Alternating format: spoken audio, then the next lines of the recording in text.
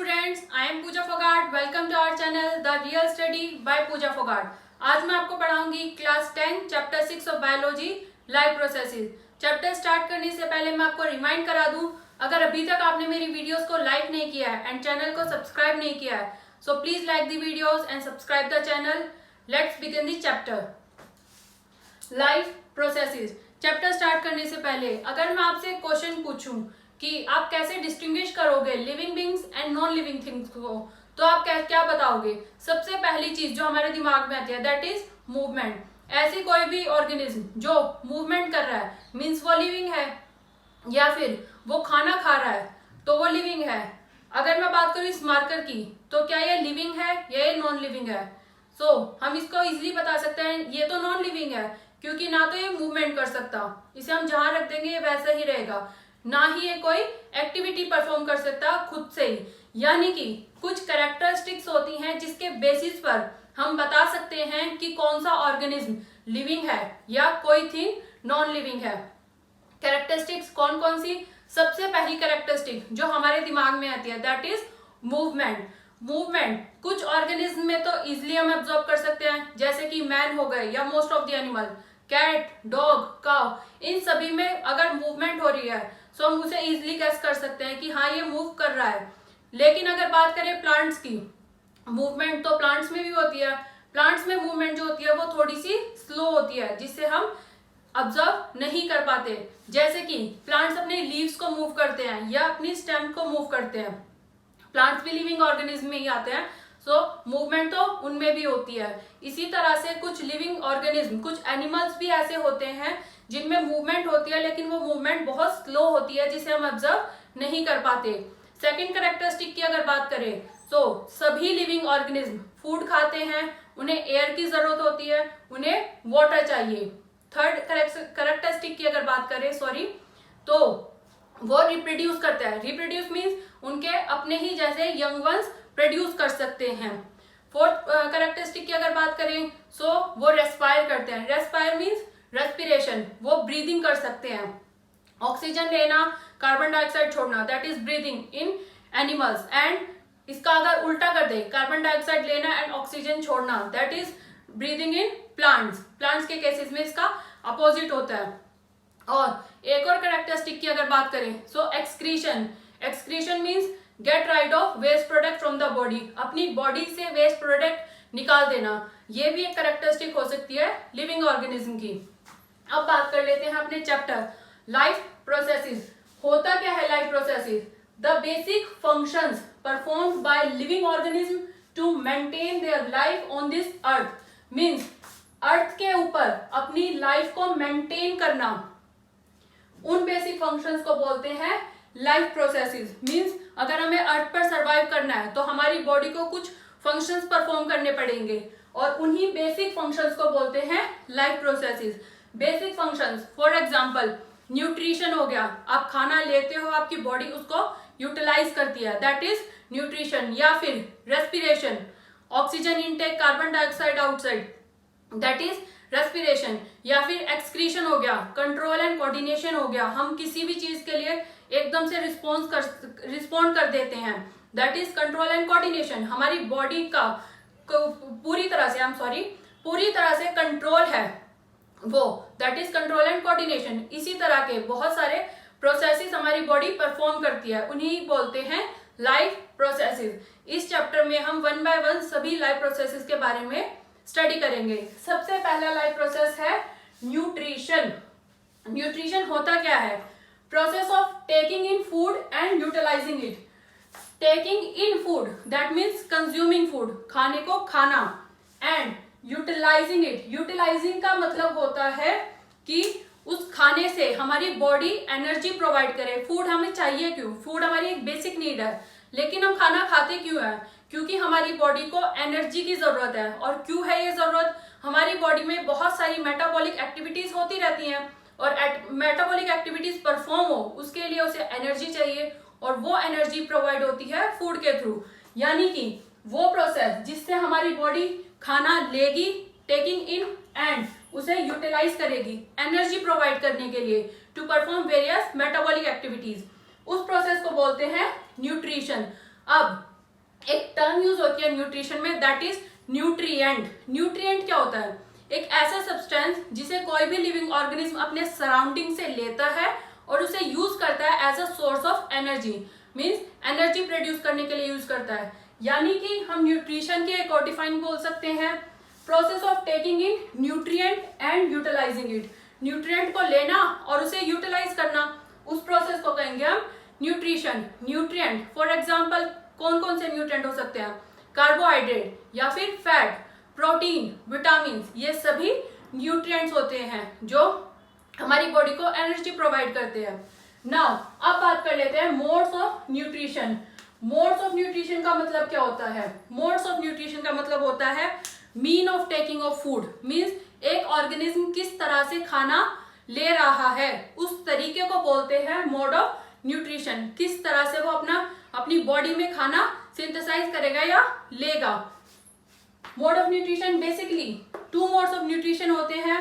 First is autotrophic mode of nutrition and second is heterotrophic mode of nutrition. पहले बात कर लेते हैं ऑटोट्रॉफिक मोड ऑफ न्यूट्रिशन। यहाँ पर द वर्ड ऑटो, ऑटो का मतलब होता है सेल्फ, मीन्स सेल्फ,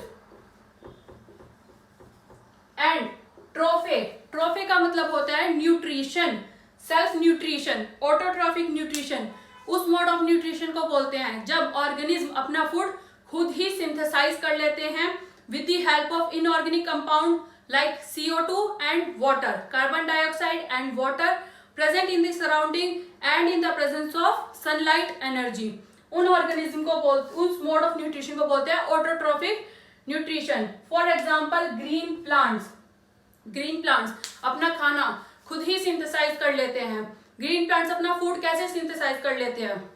ये जो एटमॉस्फेयर में प्रेजेंट है कार्बन डाइऑक्साइड एंड वाटर, उसकी हेल्प से और सनलाइट एनर्जी को यूज करते हुए अपने फूड को खुद ही सिंथेसाइज कर लेते हैं। अब यहाँ पर एक क्वेश्चन अराइज होता है कि सनलाइट तो सभी को इक्वली मिल रही है, जितनी हमें मिल रही है उतनी ग्रीन प्लांट्स को मिलती है, उतनी अदर एनिमल्स को मिलती है, तो सिर्फ ग्रीन प्लांट्स ही ऐसे क्यों हैं जो अपना फूड खुद सिंथेसाइज कर सकते हैं, हम क्यों नहीं कर सकते? क्योंकि ग्रीन प्लांट्स का जो ग्रीन कलर होता है वो होता है एक ग्रीन पिगमेंट के वजह से जिसका नाम है क्लोरोफिल। ये क्लोरोफिल क्या करता है? ये सनलाइट एनर्जी को ट्रैप कर लेता है, उसे ट्रैप कर लेता है एंड देन उसकी हेल्प से ग्रीन प्लांट्स अपना खाना खुद ही सिंथेसाइज कर सकते हैं और इस प्रोसेस को बोलते हैं फोटोसिंथेसिस। जिस प्रोसेस से ग्रीन प्लांट अपना फूड खुद ही सिंथेसाइज करते हैं with the help of carbon dioxide and water in the presence of sunlight energy.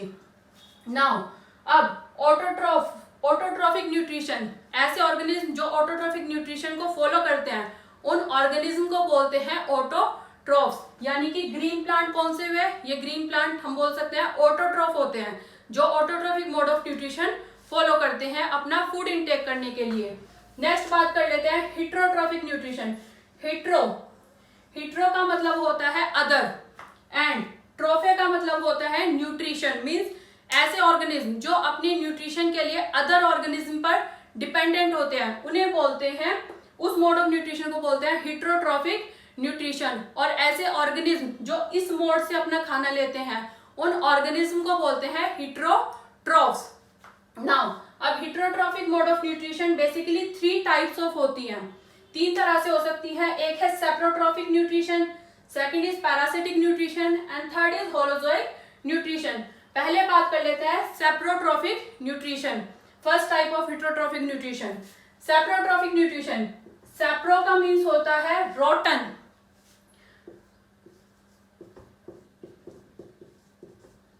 सेप्रो का मीन होगा रोटन एंड ट्रोफे का मीन होता है न्यूट्रिशन। ऐसा न्यूट्रिशन जो रोटन मीन्स सड़ा हुआ, सड़े हुए डेड एंड डिकेइंग मैटर से अपना खाना लेते हैं, उस मोड ऑफ न्यूट्रिशन को बोलते हैं सेप्रोट्रॉफिक न्यूट्रिशन। सड़ा हुआ या डेड प्लांट भी हो सकते हैं, डेड एनिमल्स भी हो सकते हैं, जो भी चीज डेड है, डिकेइंग है, रोटन है, बिल्कुल सड़ चुके हैं, वहां से जो ऑर्गेनिज्म अपना खाना लेंगे उस मोड ऑफ न्यूट्रिशन को बोलते हैं सेप्रोट्रॉफिक न्यूट्रिशन। और ऐसे ऑर्गेनिज्म को बोलते हैं सेप्रोफाइट। फॉर एग्जाम्पल फंगी हो गया, फंगी अपना खाना रोटन, सड़ी हुई डेड एंड डिकेइंग मैटर से लेता है, इसीलिए उसको उसके मोड ऑफ न्यूट्रिशन को बोलते हैं सेप्रोट्रॉफिक न्यूट्रिशन। सेकेंड न्यूट्रिशन की बात कर लेते हैं, पैरासिटिक न्यूट्रिशन। पैरासिटिक न्यूट्रिशन, अब ये भी अदर ऑर्गेनिज्म से ही खाना लेंगे, लेकिन डिफरेंस क्या है, ये उस ऑर्गेनिज्म को बिना किल किए उससे अपना खाना लेते हैं। जो ऑर्गेनिज्म होंगे जो खाना खा रहे हैं, जो फीड कर रहे हैं, उन्हें बोलते हैं पैरासाइट, और जिस ऑर्गेनिज्म से वो खाना लेंगे उन्हें बोलते हैं host body. For example Plasmodium, Plasmodium एक पैरासाइट है।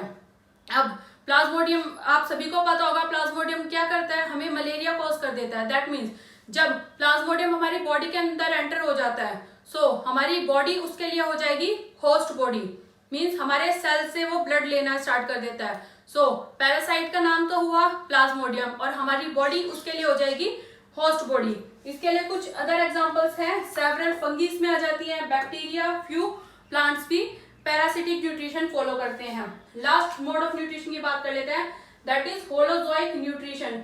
होलोजोइक न्यूट्रिशन का मतलब होता है means of taking solid food. Solid food को जो ऑर्गेनिज्म लेते हैं उस मोड ऑफ न्यूट्रिशन को बोलते हैं होलोजोइक न्यूट्रिशन। यहाँ पर क्या होता है, कॉम्प्लेक्स फूड मटेरियल लेंगे, कॉम्प्लेक्स फूड मटेरियल हमारी बॉडी लेगी, उस प्रोसेस को कहेंगे इंजेशन। अब ये इंजेस्टेड फूड बॉडी डाइजेस्ट करेगी और उसके बाद उस फूड को एब्जॉर्ब करेगी ताकि वेरियस सेल उसे यूटिलाइज कर सके। प्रॉपर इस प्रोसेस को जो फॉलो करते हैं उस मोड ऑफ न्यूट्रिशन को बोलते हैं holozoic nutrition. For example man, cat, dog, tiger, lion, most of the animals या फिर almost all the animals follow this type of mode of nutrition, and some simple singular cell of organism जैसे कि amoeba भी इस type of mode of nutrition को ही follow करता है। अब बात कर लेते हैं अपने नेक्स्ट टॉपिक के बारे में, न्यूट्रिशन इन प्लांट्स। प्लांट्स के केसेस में न्यूट्रिशन किस तरह होता है, जैसा कि मैंने अभी आपको बताया, प्लांट्स ऑटोट्रॉफ होते हैं, ये अपना फूड खुद ही सिंथेसाइज करते हैं। कैसे? With the help of carbon dioxide and water in the presence of sunlight energy and chlorophyll, और इस प्रोसेस को बोलते हैं photosynthesis. The word photo, photo का मतलब होता है लाइट एंड सिंथेसिस का मतलब होता है टू बिल्ड, मींस लाइट के प्रेजेंस में अपना फूड खुद ही सिंथेसाइज करना with the help of carbon dioxide and water in the presence of chlorophyll. इस प्रोसेस को बोलते हैं फोटोसिंथेसिस। फोटोसिंथेसिस एक रिएक्शन इन्वॉल्व होती है इसमें, जैसे कि 6 carbon dioxide plus 6 water molecules. Light energy कहाँ से मिलेगी? सन से। क्लोरोफिल की प्रेजेंस में ग्लूकोज फॉर्म कर देते हैं अ फूड। ग्लूकोज का फॉर्मूला C6H12O6 एंड ऑक्सीजन के 6 मॉलिक्यूल रिलीज कर देते हैं। ये रिएक्शन है फोटोसिंथेसिस की। ग्रीन प्लांट्स के अंदर फोटोसिंथेसिस होता कैसे है? सन एनर्जी प्रोवाइड करता है, क्लोरोफिल उस एनर्जी को ट्रैप करता है। एटमॉस्फेयर में जो carbon dioxide and water presence है उसे यूज कर प्लांट फूड बनाता है, दैट इज ग्लूकोज। अब ये ग्लूकोज टर्न हो जाता है स्टार्च की फॉर्म में। स्टोर्ड फूड, प्लांट अपना खाना स्टोर करते हैं in the form of starch. जब ग्लूकोज फॉर्म हो गया फिर ये डिस्ट्रीब्यूट हो जाएगा other part of the plant में एंड ऑक्सीजन रिलीज कर देगा। ये एक तरीका है कि ग्रीन प्लांट अपना खाना कैसे सिंथेसाइज करते हैं। फोटोसिंथेसिस टेक प्लेस होती है 3 स्टेप्स में। सबसे पहला step absorption of the sunlight energy by chlorophyll. Chlorophyll जो होगी लीव्स की वो सनलाइट एनर्जी को एब्जॉर्ब करेगी, ट्रैप करेगी। उसके बाद ये जो लाइट एनर्जी होगी सन की, इसे कन्वर्ट कर देते हैं प्लांट केमिकल एनर्जी में, और इस केमिकल एनर्जी को ही यूज करते हैं वाटर को स्प्लिट करने के लिए। अब वाटर बना होता है, वाटर का फॉर्मूला होता है H2O। अगर इसे स्प्लिट करना है तो ये स्प्लिट किस में होगा? हाइड्रोजन में एंड ऑक्सीजन में। उसके बाद third step reduction of carbon dioxide. Carbon dioxide का रिडक्शन होगा किससे? हाइड्रोजन रिड्यूस करेगा इसको और ये फॉर्म कर देगा कार्बोहाइड्रेट, जैसे कि ग्लूकोज। ग्लूकोज का जनरल नेम होता है carbohydrate by the use of this chemical energy. Now जरूरी नहीं है कि ये तीनों स्टेप 1 बाय 1 फॉलो होते रहे। फॉर एग्जाम्पल अगर डेजर्ट प्लांट्स की बात करें तो वहां पर पानी उन्हें लिमिटेड मिलता है, तो जरूरी नहीं कि जब उन्हें सनलाइट मिले तभी वो इस कंप्लीट प्रोसेस को फॉलो कर ले। ऐसा भी होता है कि वो रात में पानी स्टोर कर लेते हैं और जब उन्हें डे टाइम में सनलाइट एनर्जी मिलती है तब वो इस प्रोसेस को कंटिन्यू कर लेते हैं।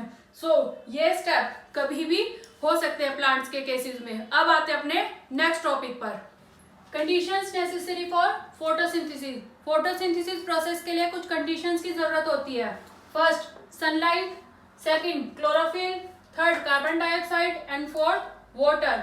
अब इसे प्रूव करने के लिए कि इन कंडीशंस के बिना फोटोसिंथेसिस का प्रोसेस नहीं पॉसिबल है, हम कुछ एक्सपेरिमेंट कर सकते हैं।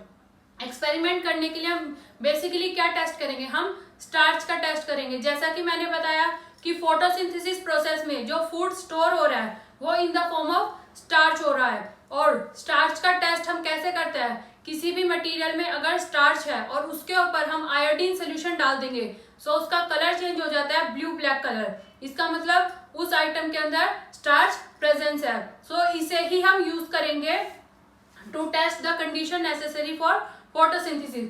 सबसे पहले चेक करते हैं कि सनलाइट जरूरी है या नहीं फोटोसिंथेसिस के लिए। क्या करेंगे, हम एक पॉटेड प्लांट लेंगे, उसको हम 3-4 डेज के लिए एक डार्क रूम में रख देंगे।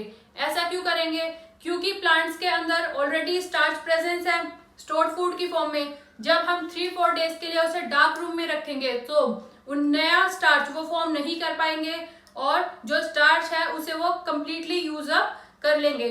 उसके बाद क्या करना है, उस प्लांट की एक लीफ के हाफ पोर्शन पर यहाँ पर हमें एल्यूमिनियम फॉइल से उसको कवर कर देना है और इसका lower part and upper part हमें ऐसे ही छोड़ देना है। अब इस पॉट को हमें सनलाइट में रख देना है फॉर 3-2 डेज।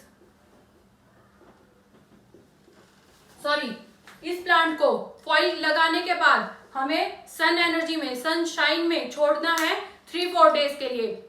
उसके बाद क्या करेंगे, इस लीव को हम तोड़ लेंगे एंड इसका ये जो एल्यूमिनियम फॉइल है इसे हटा लेंगे। इसके बाद हम इसे बॉइलिंग वाटर में फ्यू मिनट्स के लिए छोड़ देंगे ताकि इसकी जो सेल मेम्ब्रेन है वो ब्रेक हो जाए और आयोडीन टेस्ट हम इस पर कर सके। उसके बाद अब इसमें क्लोरोफिल भी प्रेजेंस है क्योंकि ग्रीन कलर है, सो हमें क्लोरोफिल भी रिमूव करनी पड़ेगी। क्लोरोफिल इसलिए रिमूव करनी है क्योंकि वरना क्लोरोफिल इंटरफेयर करेगी हमारे स्टार्च टेस्ट में। सो हम क्या करेंगे, हम एक बीकर में अल्कोहल लेंगे, उस बीकर में अपनी लीव को छोड़ देंगे। देन उस बीकर को हम पुट करेंगे एक बड़े बीकर में जिसमें वाटर होगा और इस वाटर को हम बॉईल करेंगे। जैसे जैसे वाटर बॉईल होगा अल्कोहल को हीट मिलेगी एंड अल्कोहल लीव का कंप्लीट क्लोरोफिल ले लेगा। यहाँ पर हमने डायरेक्टली अल्कोहल को हीट इसलिए नहीं किया क्योंकि अल्कोहल फायर कैच कर लेता है अगर उसे डायरेक्ट हीट मिल जाए तो, इसीलिए हम इसे पहले वाटर के बीकर में डालेंगे एंड देन इसे हीट मिलेगी। उसके बाद आफ्टर हीटिंग ग्रीन लीफ का जो क्लोरोफिल होगा वो कंप्लीट एब्जॉर्ब कर लेगा अल्कोहल। देन क्या करेंगे, इस लीफ को निकालेंगे and then thoroughly hot water से इसे वॉश कर लेंगे। उसके बाद क्या करेंगे, डीकलराइज्ड लीफ मींस इसका क्लोरोफिल कंप्लीटली गायब हो चुका है। इसे हम एक पेट्री डिश में लेंगे एंड देन आयोडीन सोल्यूशन इसके ऊपर पोर कर देंगे। So you can see easily कि जो पोर्शन हमने कवर किया था एल्यूमिनियम फॉइल से वो तो एज इट इज है, डीकलराइज्ड ही है।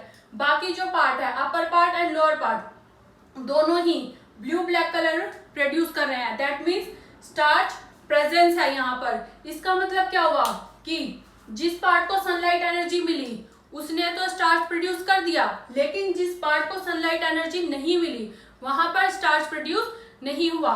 इस एक्सपेरिमेंट से प्रूव होता है कि सनलाइट एक इंपॉर्टेंट कंडीशन है फोटोसिंथेसिस होने के लिए। नेक्स्ट बात कर लेते हैं क्लोरोफिल के बारे में। क्लोरोफिल जरूरी है, इसे करने के लिए हम एक लीव लेंगे। कुछ प्लांट्स ऐसे होते हैं जिनकी जो लीव्स होंगी वो बीच में से तो ग्रीन कलर की होंगी लेकिन साइड से व्हाइट कलर की होती है, पार्शियली ग्रीन कलर्ड लीव होती हैं और इन्हीं लीव्स को हम बोलते हैं वेरीजेटेड लीव। इसी तरह की हम एक लीफ लेंगे जिसका मिडल पार्ट तो है ग्रीन कलर का और जो आउटर बाहर वाला पार्ट है वो व्हाइट पार्ट है। सेम इसे भी हमें डीकलराइज करना है, क्लोरोफिल हमें हटाना है। कैसे करेंगे, अल्कोहल में डिप कर देंगे, अल्कोहल सोल्यूशन सारा क्लोरोफिल एब्जॉर्ब कर लेगा। देन उसके बाद सेम यही प्रोसीजर इसमें रिपीट करना है कि इसका स्टार्च हमें कंप्लीटली हटाना है, डार्क रूम में रखना है पहले, जैसे हमने ऊपर वाले एक्सपेरिमेंट में स्टेप्स किए। उसके बाद उसे फिर सनलाइट में रखना है। देन उसके बाद इस लीफ को हमें डीकलराइज करना है, मीन्स इसका क्लोरोफिल हमें कंप्लीटली इराडिकेट करना है, खत्म करना है। उसके बाद हम इसके ऊपर ड्रॉपर की हेल्प से आयोडीन सोल्यूशन डालेंगे। सो हम देख सकते हैं कि जो मिडल पार्ट ग्रीन कलर का था वो टर्न हो गया ब्लू ब्लैक में, और जो आउटर पार्ट व्हाइट कलर का था वहां पर आयोडीन सोल्यूशन का कोई भी इफेक्ट नहीं आया। इसका मतलब जब क्लोरोफिल मिलेगी लीफ को, जहां क्लोरोफिल होगी वहीं पर फूड सिंथेसाइज होगा, वहीं पर स्टार्च प्रोड्यूस होगा, बाकी पार्ट में नहीं होगा। नेक्स्ट बात कर लेते हैं कार्बन डाइऑक्साइड। कार्बन डाइऑक्साइड का टेस्ट हम कैसे करेंगे? हमने क्या करना है, एक प्लांट के लीफ को हाफ हमें एक बीकर में डालकर बंद कर देना है। उस बीकर में हमें क्या करना है, पोटेशियम हाइड्रोक्साइड सोल्यूशन रखना है, क्योंकि कार्बन डाइऑक्साइड तो पूरे कंप्लीट एटमॉस्फेयर में प्रेजेंस है। सो उसे खत्म करने के लिए, एब्जॉर्ब करने के लिए हम एक बीकर में पोटेशियम हाइड्रोक्साइड सोल्यूशन डाल देंगे, और ये क्या करेगा, ये कंप्लीट CO2 को एब्जॉर्ब कर लेगा, मींस बीकर के अंदर, और फिर इसे कॉर्क से कवर कर देंगे। यहाँ पर बीकर के अंदर कोई भी कार्बन डाइऑक्साइड नहीं होगी, नो CO2 मींस कोई भी कार्बन डाइऑक्साइड नहीं होगी। एंड जो लीफ का बाहर वाला पार्ट है उसे कार्बन डाइऑक्साइड मिल रही है। देन इसको हम डीकलराइज करेंगे, इस लीफ को प्लग कर कर देन इसे फिर डीकलराइज करेंगे। एंड फाइनली जब हम इस पे अपना आयोडीन सोल्यूशन डालेंगे with the help of dropper, so जिस पार्ट को कार्बन डाइऑक्साइड मिल रहा था वो तो टर्न हो गया ब्लू ब्लैक कलर में, और जिस पार्ट को नहीं मिल रहा था वो no blue black colour form करेगा, मीन्स कोई भी कलर उसका चेंज नहीं होगा। सो इस तरह से हम प्रूव कर सकते हैं एक्सपेरिमेंट के थ्रू कि कैसे कंडीशंस नेसेसरी होती हैं फोटोसिंथेसिस के लिए। अब आते हैं अपने नेक्स्ट टॉपिक पर, raw materials for photosynthesis. Photosynthesis के टाइम पर रॉ मटेरियल्स जो यूज होते हैं that is carbon dioxide and water. Now अब बात कर लेते हैं प्लांट्स ऑब्टेन कैसे करते हैं कार्बन डाइऑक्साइड को। कार्बन डाइऑक्साइड एटमॉस्फेयर में प्रेजेंस है, वो लीव्स तक कैसे जाएगी? आपने लोअर क्लासेस में पढ़ा है लीव्स के सरफेस के ऊपर बहुत large number of tiny pores presence होते हैं, जिन्हें बोलते हैं स्टोमेटा। हर एक स्टोमेटल पोर सराउंडेड होता है गार्ड सेल से। अब क्या होगा, जब वाटर फ्लो करेगा इन गार्ड सेल के अंदर, सो ये स्वेल हो जाएंगे और कर्व्ड स्ट्रक्चर फॉर्म कर लेते हैं। जब वाटर फिल हो जाएगा पूरा कंप्लीटली ये कर्व हो जाते हैं, देन इसके थ्रू वाटर निकलना स्टार्ट हो जाता है और ये कुछ इस तरह से श्रिंक हो जाते हैं, that is closed stoma form कर देते हैं, और जो गार्ड सेल्स होते हैं वो स्ट्रेट हो जाते हैं। नाउ अब कार्बन डाइऑक्साइड कैसे लेंगे? जब वाटर फ्लो करता है स्टोमेटल सेल के अंदर तब ये फूलकर ओपन हो जाते हैं, एंड जब ये ओपन होते हैं तो जो इसके पास वाटर होगा वो बाहर निकल जाएगा, वाटर लॉस्ट हो जाएगा, एंड एटमॉस्फेयर में जो कार्बन डाइऑक्साइड प्रेजेंस है वो लीफ के अंदर चली जाती है, लीफ के अंदर चली जाती है। इसीलिए जब एक्सचेंज ऑफ गैसेस होती है तब लॉट्स ऑफ वाटर लॉस हो जाता है, मतलब बहुत ज्यादा पानी लॉस्ट हो जाता है। यानी कि जब कार्बन डाइऑक्साइड की जरूरत नहीं होती उस वक्त पर प्लांट अपने स्टोमेटा को क्लोज ही रखते हैं ताकि वाटर को वो सेव रख सके। हम बोल सकते हैं कि कार्बन डाइऑक्साइड आना और इसी दौरान ऑक्सीजन का जाना भी स्टोमेटा के थ्रू ही होता है, यानी एक्सचेंज ऑफ गैसेस प्लांट्स में कौन कंट्रोल करता है? That is stomata.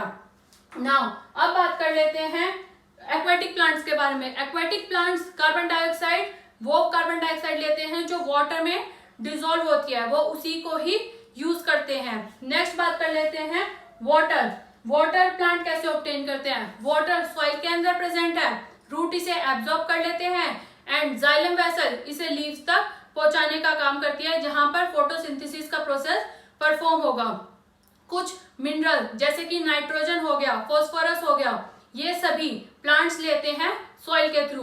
नाइट्रोजन अगर सॉइल से लेगा प्लांट वो एक इनऑर्गेनिक सॉल्ट होगा जिसे नाइट्रेट कहते हैं, और अगर वो एटमॉस्फेयर में जो नाइट्रोजन प्रेजेंस है उसे ऑर्गेनिक कंपाउंड में बैक्टीरिया प्रोड्यूस करते हैं, देन उसे प्लांट लेगा ऑर्गेनिक कंपाउंड की फॉर्म में। ओके, नेक्स्ट बात कर लेते हैं साइट ऑफ फोटोसिंथेसिस की।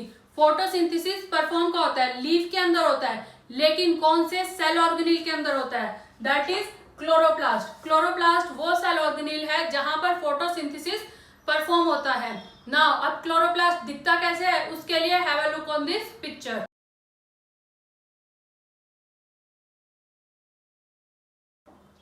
सो स्टूडेंट्स, आज की क्लास होती है हमारी यहीं पर खत्म। अगर आज की क्लास में किसी भी टॉपिक को समझने में आपको कोई भी प्रॉब्लम है, कोई भी डाउट है, सो उसे कमेंट बॉक्स में कमेंट करें, मैं एक्सप्लेन कर दूंगी। बाकी के बचे टॉपिक हम आगे की नेक्स्ट क्लास में कंटिन्यू करेंगे। तब तक के लिए मेरी वीडियोस को लाइक एंड शेयर करना ना भूलें, ताकि ज्यादा से ज्यादा स्टूडेंट्स तक एजुकेशन पहुंच सके। अगर अभी तक आपने अपने channel the real study by Pooja Phogat को सब्सक्राइब नहीं किया है, so please subscribe the channel and don't forget to press the bell icon, ताकि मेरी सभी अपकमिंग वीडियोस का नोटिफिकेशन आपको टाइम टू टाइम मिलता रहे। Thank you so much.